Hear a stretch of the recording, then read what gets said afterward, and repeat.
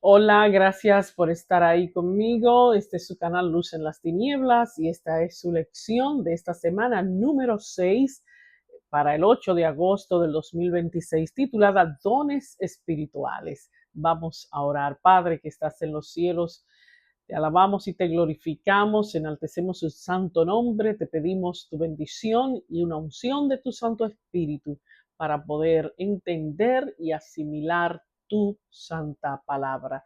Gracias, Señor, por aquellas personas que pueden escuchar, leer y guardar las palabras escritas en tu libro. En el nombre de Jesús, amén y amén. Me gustaría comenzar definiendo lo que es los dones espirituales en la Biblia. Y estos son capacidades o regalos que Dios da a sus hijos para servirle y para beneficiar a los demás. Pablo dice que hay diversidad de dones, pero que el espíritu es el mismo. Esto en 1 Corintios 12:4. Pero específicamente, ¿qué son los dones? Un don es un regalo que Dios concede por medio del Espíritu Santo. No se recibe para presumir ni para hacernos superiores a otros, sino para servir, lo que vino a ser el mismo Dios en la persona de su Hijo, servir. Entre los dones mencionados en la Biblia están la enseñanza, la profecía, el servicio, la misericordia, dar con generosidad, el liderazgo, la sanidad, palabras de sabiduría, de conocimiento, lenguas, interpretación de las lenguas.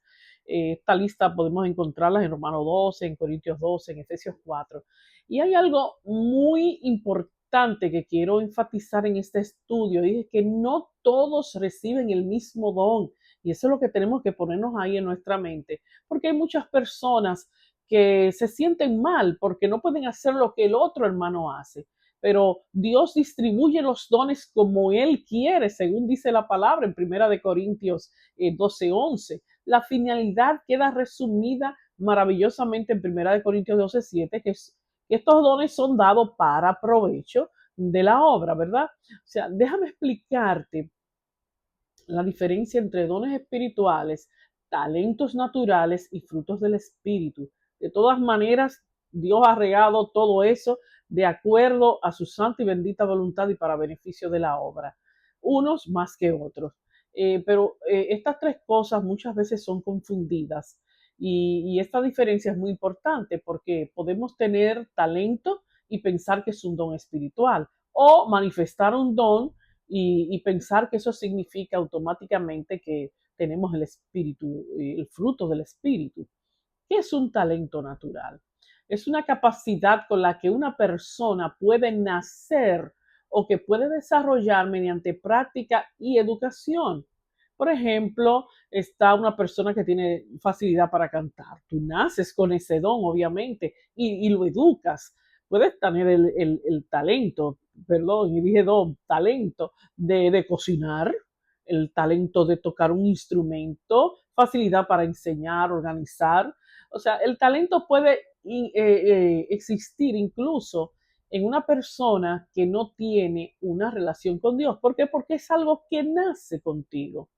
El don espiritual, por el contrario, es una capacidad que el Espíritu Santo concede para la edificación y servicio de la iglesia y de otras personas. El talento también es para servicio, porque es Dios que te lo da, pero te lo da al momento de nacer. Sin embargo, el don espiritual ya es un asunto del Espíritu Santo para edificación de la iglesia y de otras personas, pero servicio en la iglesia y de las personas.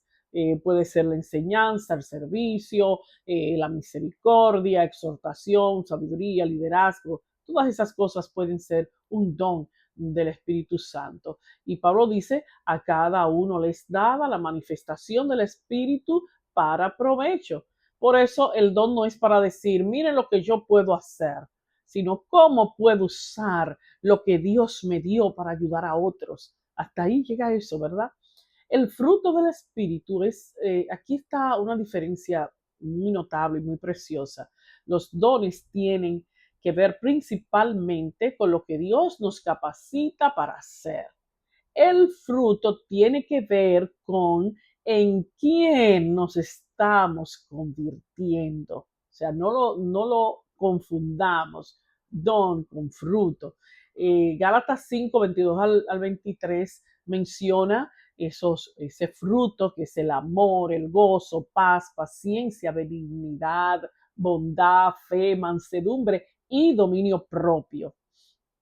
Y fíjate en algo, Pablo habla de fruto en singular, no es simplemente una colección de cualidades independientes y yo escojo este, aquella es otra, es la obra del Espíritu Santo formando el carácter de Cristo en nosotros. Y aquí está el punto más profundo. Una persona puede tener un gran don y sin embargo carecer del fruto del Espíritu Santo, como puede ser el amor.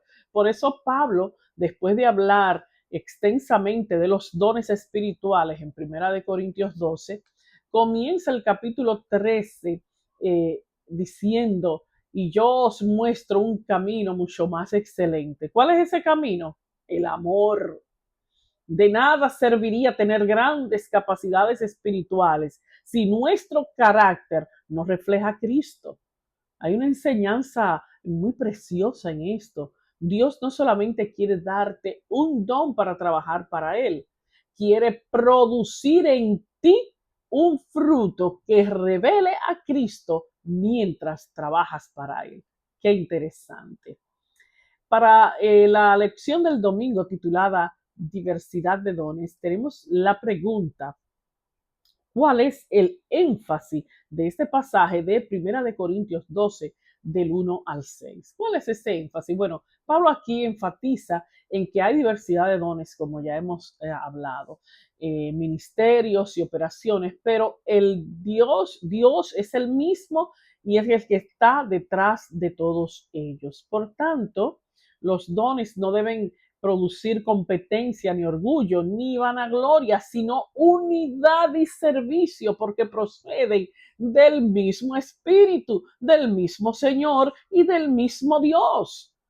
Una respuesta breve que podemos dar a esta pregunta es que el énfasis es la diversidad de dones y servicios dentro de la unidad de Dios. Diferentes dones, pero un mismo Espíritu, un mismo Señor y un mismo Dios. ¿Por qué es tan importante? ¿Por qué es importante esto?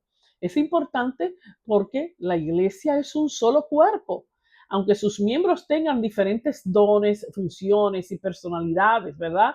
La unidad permite que los dones se complementen en lugar de competir, es una complementación. Lo que me falta a mí, el otro lo completa. Eso es un trabajo hermoso, pero nosotros tenemos que permitirle al Espíritu Santo, a Dios, al Hijo, las tres deidades que puedan trabajar en nuestros corazones de esa manera. La unidad es esencial porque fortalece la iglesia, evita las divisiones, permite que los diferentes dones trabajen juntos y da testimonio, además de eso, del amor de Cristo. En 1 Corintios 12, Pablo enseña que aunque hay diversidad de dones, el Espíritu es el mismo, el Señor es el mismo y Dios es el mismo. Por lo tanto, ¿qué hacemos nosotros divididos? ¿Qué hacemos nosotros viendo lo que no tenemos, lo que le falta a quien? No hacemos nada con eso ni damos testimonio. Para la lección de el lunes, titulada Unidad en la Diversidad.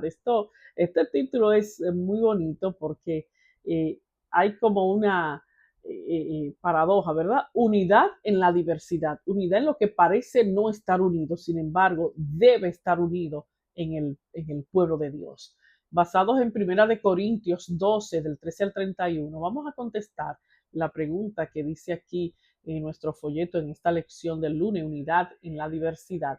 Dice: ¿por qué la analogía de un cuerpo con muchas partes es apropiada para presentar a la iglesia y a sus miembros? ¿Por qué? Porque así como un cuerpo tiene muchas partes diferentes que cumplen funciones distintas, pero forman un solo organismo, la iglesia está compuesta por muchos miembros con diferentes dones y funciones, pero todos pertenecen a un mismo cuerpo que es Cristo Jesús.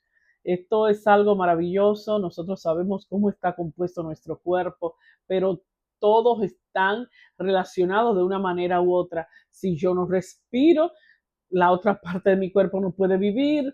Si yo no como, las otras partes de mi cuerpo no pueden vivir. Si yo no me traslado con mis pies, las otras partes no pueden llegar.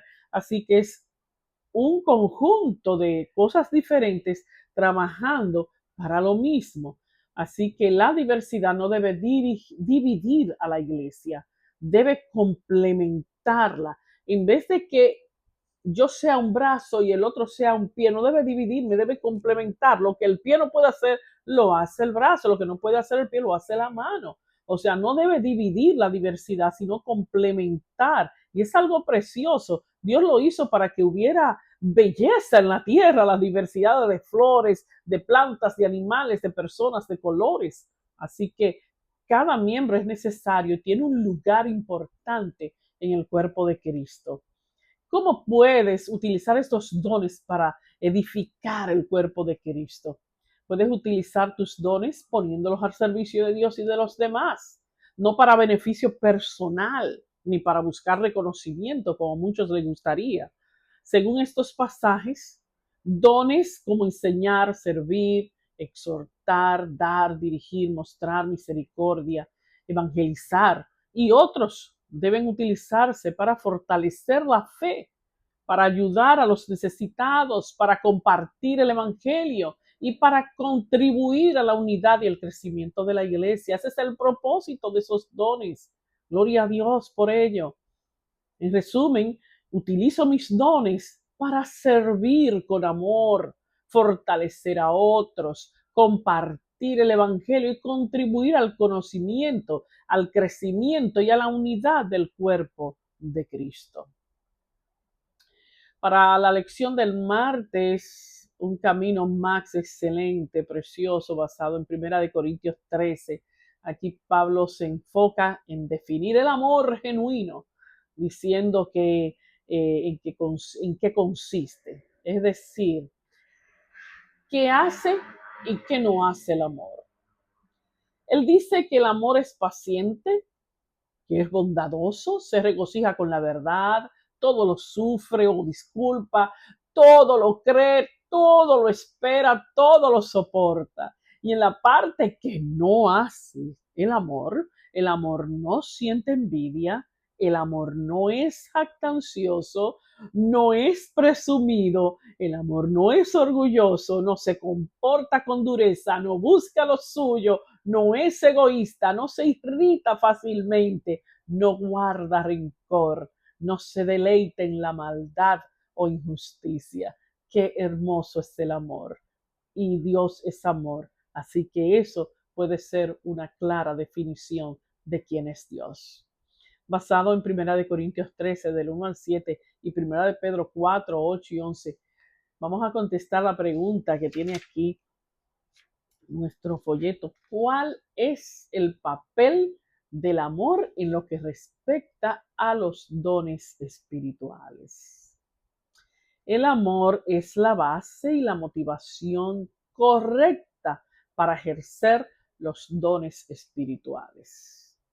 Es la base, es la motivación correcta, porque pueden haber otras motivaciones, ¿verdad? Pero el amor es la motivación correcta para ejercer los dones espirituales. ¿Cuántos queremos que Dios nos dé ese amor para poder ejercer esos dones que nosotros les pedimos a Dios, que quisiéramos tener si no lo tenemos? Escríbeme ahí en los comentarios si tú quieres ser uno de esos que tengas no solamente dones espirituales, sino también el amor para poder ejercerlo de manera correcta. Sin amor, aún los dones más extraordinarios pierden su verdadero valor. El amor nos lleva a usar nuestros dones para servir, para edificar, para ayudar, para glorificar a Dios y no para buscar reconocimiento personal. Si de eso hay tanto allá afuera. Así que en el medio de la iglesia, en el medio del pueblo de Dios, esas cosas no deberían existir.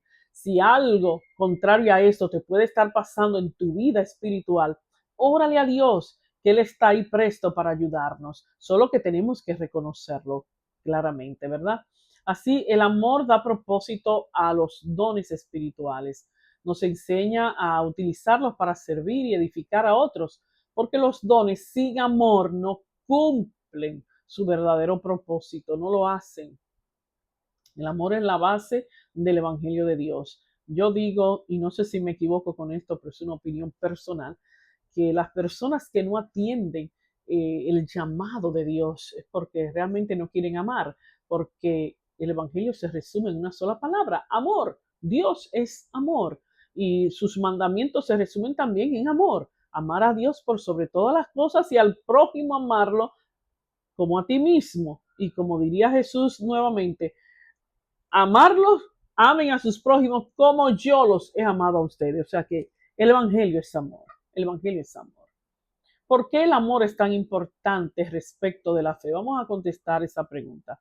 ¿Qué mejor manera de experimentar la realidad del amor de Dios que reflejarlo por su gracia y mediante la oración en nuestra relación con los demás? ¿Mm? Sí, el amor es esencial para la fe porque demuestra que nuestra fe no es solamente conocimiento, no, o creencia intelectual. Yo creo, yo tengo fe que eso que yo he leído, que eso que yo he oído, sino que viene siendo una relación viva con Dios que transforma nuestra manera de tratar a los demás. En 1 Corintios 13, la palabra enseña que podemos tener dones extraordinarios y aún así no tener valor espiritual si carecemos de amor. Puedes tener los dones, los talentos que quieras, pero si no tienes el fruto del Espíritu Santo, si no tienes el amor, eso se desvanece. La fe verdadera en Dios produce amor porque hemos experimentado primero el amor de Dios. Esa es la razón, no porque seamos tan buenos, sino porque hemos experimentado el amor de Dios en nosotros y por eso podemos en otra instancia nosotros poder darlos a los demás. La, la mejor manera de experimentar el amor de Dios es permitir que ese amor pase a través de nosotros hacia otras personas. Oye, qué cosa más hermosa. Que la mejor manera de experimentar el amor es permitir que ese amor de Dios pase a través de nosotros hacia otras personas. Y es por eso que Dios pone en primer lugar amarlo a Él por sobre todas las cosas y a tu prójimo como a ti mismo. Pero dice que el que no ama a su hermano, que lo ve, ¿cómo me va a amar a mí? Yo no veo a Dios. Yo puedo decir que amo a Dios, pero yo no lo veo. No lo tengo aquí a mi lado para manifestarle, para darle esas manifestaciones de amor. Así que Dios espera que yo manifieste mi amor por Él a través del amor que le tenga a mi prójimo. Así que el amor de Él en mi corazón debe venir de mí para los demás. Grábate eso en la mente porque es muy importante.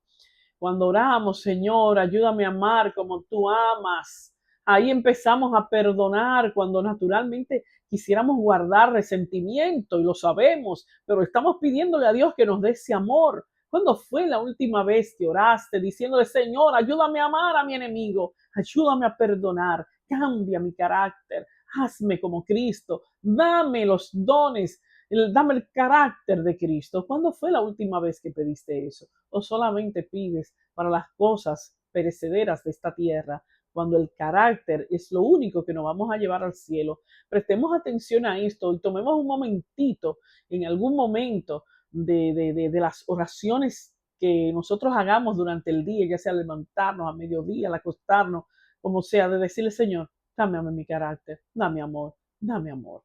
Aunque tú creas que tiene amor, pídele más, porque siempre hay espacio en el corazón para amar. Tener paciencia con lo que nos irrita, con quien nos irrita, tener paciencia. servir sin esperar reconocimiento. Oh, esto es algo sine qua non, muy importante. Servir, haz bien y no mires a quién, sin esperar reconocimiento. Yo te sirvo, no importa lo que pase después, pero yo cumplí con servir. Mostrar misericordia al que está sufriendo, hablar con bondad en lugar de herir, amar, amar, amar, incluso cuando no recibimos amor a cambio. Eso hay que pedirlo en oración, mis hermanos y amigos. Sí que el amor es la evidencia práctica de una fe genuina.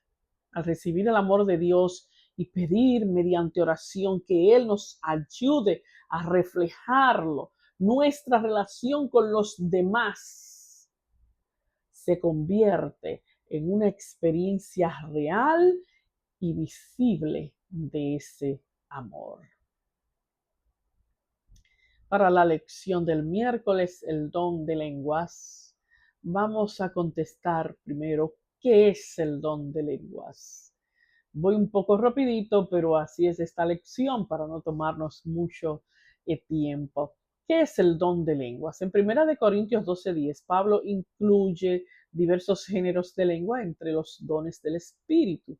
En Hechos 2, cuando el Espíritu Santo descendió sobre los discípulos, las personas de diferentes naciones dice que los oyeron hablar en sus propios idiomas. Por eso, en el contexto bíblico, el don de lenguas está relacionado con una capacidad sobrenatural para comunicar el mensaje de Dios en lenguas que el hablante no había aprendido. Es decir, el que hablaba, por ejemplo, Pedro, no había estudiado ninguno de esos idiomas, pero cuando hablaba, hablaba en el idioma de los que estaban ahí. Las lenguas no son sonidos inteligibles que nadie puede entender y que ni el que mismo que habla no la puede entender, sino que son idiomas, porque bien claro está que yo decía, ¿cómo es esto posible que cada uno de nosotros lo oye en su propio idioma? Es decir, si tú hablas español y estás predicando para alguien que habla inglés, Dios te da el don de lengua y el que está oyendo pues lo escucha en inglés y así en diferentes lenguas, ¿verdad? En Hechos 2 lo pueden buscar y verán ahí las diversidades de nacionalidades que estaban representadas en los judíos que iban en las fiestas judaicas, que iban de los pueblos donde habían sido transportados, personas que nacieron allá, pero que seguían con su judaísmo, venían para las fiestas, pero se quedaban viviendo en esos países, por lo que tenían otras lenguas, ¿verdad? Diferente a la hebrea. ¿Cómo se pervirtió en la iglesia de Corinto este don de lengua? Aquí está el punto importante. El problema no era el don, sino el uso desordenado del don que podemos ver aún presente en nuestras iglesias cristianas. En Corinto, algunos creyentes estaban dando tanta importancia a las lenguas que se estaban creando confusión y hasta competencia. Pablo tuvo que poner límites. Si se habla en lenguas en la congregación, debe existir interpretación para que la iglesia sea edificada. No todos tienen el mismo don. Todo debe hacerse decentemente y en orden. Y por encima de todos los dones, él recalcaba, está el amor. ¿Por qué nos afanamos tanto en pedir el don de lenguas cuando carecemos de amor? ¿De qué nos sirve? Somos como címbalos que resuenan. No va a servir de nada. ¿Y cómo se ha pervertido ahora, hoy, ese don de lengua en las llamadas iglesias cristianas? Algunas iglesias modernas, el problema se repite de diferentes maneras. Convertir las lenguas en incluso, y esta es la gravedad de este asunto, de superioridad espiritual. Si no hablo en lenguas, considero que no estoy siendo bendecido por el Señor, pero ¿en qué te edifica hablar en lenguas si no conoces lo que estás diciendo? Ni siquiera tú mismo ni nadie. Debe haber una edificación. Los dones son dados para edificación de la iglesia. La Biblia nunca, nunca enseña que todos los creyentes deban tener el don de lenguas. Por favor, porque no, Dios da los dones según provecho. No todos debemos tener el don de lenguas. Pablo pregunta, ¿hablan todos lenguas? esperando obviamente una respuesta negativa, ¿no? Todos nos hablamos. Usarla sin interpretación en el culto público. Pablo decía claramente que si no hay intérprete, la persona debe guardar silencio en la congregación. Se puede confundir incluso la emoción con la manifestación espiritual. Una experiencia intensa puede ser sincera, pero la intensidad emocional por sí sola no demuestra que algo proceda necesariamente del Espíritu Santo. Todo debe ser examinado por la palabra de Dios. También pueden ser usadas para llamar la atención. Son cosas negativas, ¿verdad? Los dones fueron dados para provecho de la iglesia, no para exhibición personal. Hacer del don el centro de la iglesia en lugar de hacer de Cristo el centro, eso no está bien. Este es quizá el peligro mayor cuando el don adquiere más importancia que Cristo, el evangelio, el amor o la edificación de la iglesia. Y se pierde entonces el propósito para el cual fue dado. Una clave para entender Primera de Corintios 12 hasta el 14, estos 3 capítulos. Pablo presenta este orden: dones diferentes, un mismo espíritu, un solo cuerpo, el amor, la edificación y el orden. Ahí, así debe estar dirigido esto. Por eso el problema nunca fue que existieran dones espirituales. El problema fue utilizarlo de una manera que no edificaba al cuerpo de Cristo.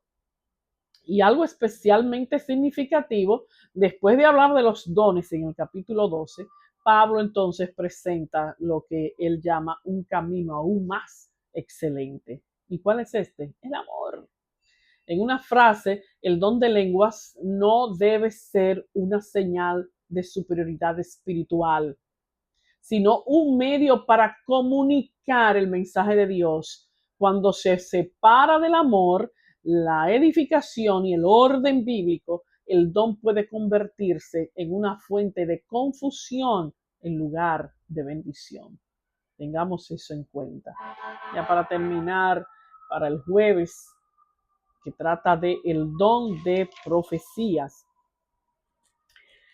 El don de profecía se define como un don espiritual mediante el cual Dios capacita a una persona para comunicar un mensaje que edifica, un mensaje que exhorta y un mensaje que consuela a su pueblo. Tiene varios propósitos, ¿no? Pablo dice: el que profetiza habla a los hombres para edificación, exhortación y consolación, en 1 Corintios 14:3. ¿Qué implica esto? El don de profecía puede incluir transmitir un mensaje de Dios de acuerdo con su palabra. También puede edificar, fortalecer espiritualmente a la iglesia, exhortar, llamar al arrepentimiento y a una vida conforme a Dios. También puede consolar, que es animar y fortalecer al que está pasando por dificultades. Ayudar a comprender la voluntad de Dios en situaciones concretas, siempre en armonía con las escrituras. Y algo muy importante, la Biblia no presenta al profeta como alguien cuya palabra debe aceptarse sin examinarla. No, no, no. Toda enseñanza o supuesto mensaje profético debe ser probado y estar en armonía con la palabra de Dios. Esto lo encontramos en Isaías 8:20, 1 Tesalonicenses 5, de 20 al 21. Además, profetizar no significa necesariamente predecir el futuro. Que cada vez que oímos la palabra profetizar estamos pensando en futuro. Aunque Dios puede revelar acontecimientos futuros mediante un profeta, el énfasis de Pablo aquí en 1 Corintios 14 está en edificar, exhortar y consolar. En resumen, el don de profecía es una capacidad dada por el Espíritu Santo para comunicar un mensaje que fortalece, un mensaje que corrige, un mensaje que orienta, un mensaje que consuela al pueblo de Dios, siempre, siempre, siempre sometido a la autoridad de las escrituras. ¿Por qué creemos en el don profético de Elena de White? Vamos a contestar esta pregunta desde la perspectiva adventista, pero dejando muy clara la autoridad de la Biblia. Los adventistas creemos que el don profético se manifestó en el ministerio de Elena de White, nacida en 1827 y fallecida en 1915, porque entendemos que su ministerio cumple características bíblicas del don de profecía. Dirigió constantemente la atención hacia Cristo, algo muy importante, supremamente importante. Dirigir la atención hacia Cristo y a las Escrituras. Llamó al arrepentimiento y a una vida cristiana práctica y dio orientación y corrección a la iglesia. La iglesia adventista considera que su ministerio fue una manifestación del don de profecía mencionado en textos como Primera de Corintios 12, Efesios 4 y Apocalipsis 19:10. ¿Qué preguntas quedan acerca de su papel y autoridad? Hablando de la profetisa Elena G. de White. Aquí está la parte fundamental. ¿Es Elena G. de White una autoridad igual a la Biblia? La respuesta es un contundente y absoluto no.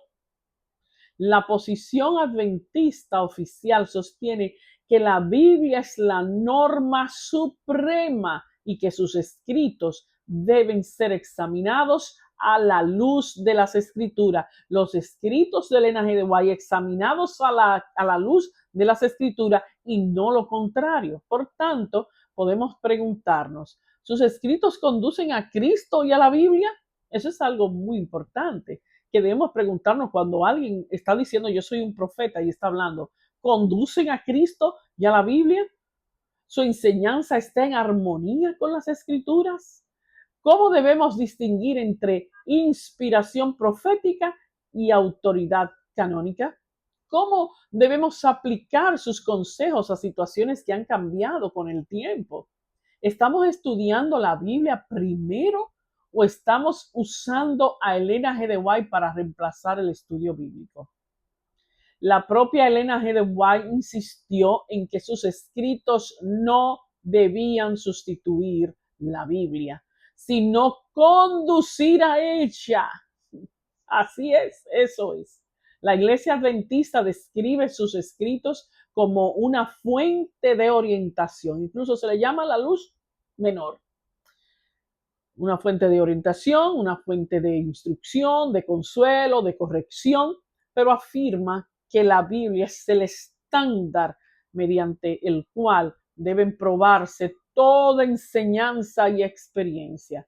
En una frase para esta lección, creemos que el don profético se manifestó en Elena G. de White porque su ministerio edificó, orientó y llamó a la iglesia de regreso a Cristo y a la palabra. Pero su autoridad no sustituye ni está por encima de la Biblia, que permanece como nuestra única fuente y la única autoridad suprema. Gloria a Dios. Si te ha gustado este resumen de la lección de esta semana, dale like, suscríbete, comparte. Quiero terminar con estos párrafos precisamente de la Review Herald, escrito de Elena G. de White en 1906, que dice: los hombres salgan a trabajar confiados en el Señor. Aquí está esto, ¿verdad?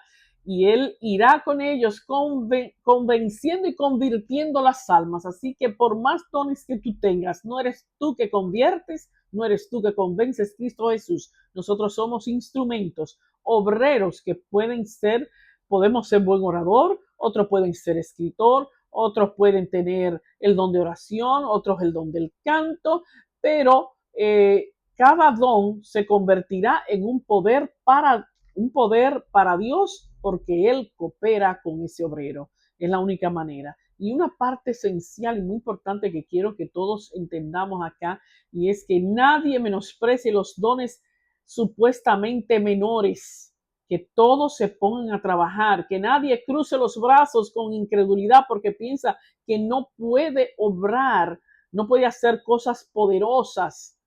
Dejen de mirarse a sí mismos, Miren a su líder, que es Cristo Jesús, con mansedumbre, sinceridad y amor, hagan lo que puedan. Fin de la cita. Que Dios nos bendiga rica y abundantemente y nos ayude a poner al servicio de Dios, de la obra y de nuestro prójimo los dones espirituales que Dios haya puesto en nosotros. Te hago una pregunta. ¿Crees que tienes dones espirituales? ¿Conoces tus talentos? Si no los tienes, si crees que no tienes algún don espiritual que Dios te haya capacitado, ¿cuál te gustaría tener? Que Dios permita que el principal don espiritual que tú puedas pedirle a Dios sea el amor y compartir con otros lo que Dios ya ha puesto en tu corazón. Gracias por estar ahí. Que Dios te bendiga rica y abundantemente. Hasta la próxima.